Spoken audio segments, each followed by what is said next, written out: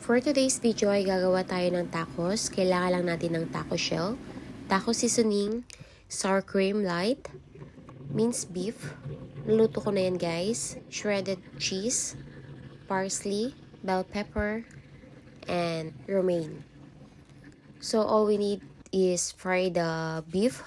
I use vegetable oil para iluto yung ating minced beef. Kailangan lang nating haluin at turugin. Parang ganyan. Hanggang sa maging slightly brown. Habang piniprito natin yung minced beef, ayan, nagprepare na ako ng mga ingredients natin. Kailangan nating hugasan mabuti yung mga gulay.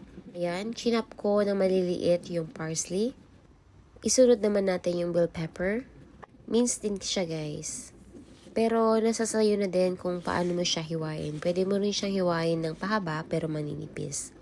Pero mas prepare ko ang mince. So, mimince natin siya. Isunod naman natin yung romaine. Ayan, hinugasan ko na yan guys. Tapos binabad ko lang siya sa tubig para maging crunchy siya. So, pagkatapos natin hugasan, ipat-dry natin siya sa dry towel, dry tissue. Para kahit papano maalis yung tubig nito.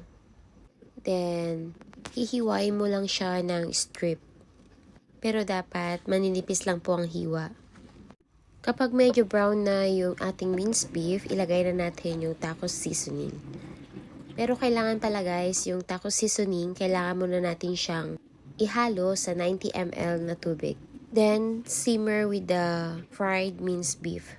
Habang hinihintay natin na mag-reduce yung taco sauce natin dun sa ating beef, i-ready naman natin tong ating taco shell. So, i-reheat natin siya sa ating oven. Ang paglalagay dapat guys is upside down, parang ganyan. In 180 Celsius within 5 minutes.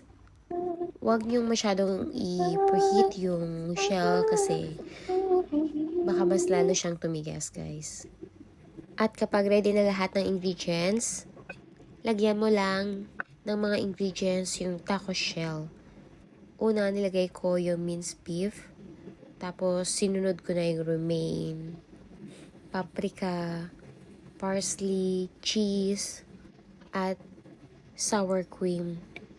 Ayaw pala, muntik ko na makalimutan. Kung meron kayong lime, perfect ito sa ating tacos. So, ayun na siya guys. Serve it with lime. Thank you for watching guys.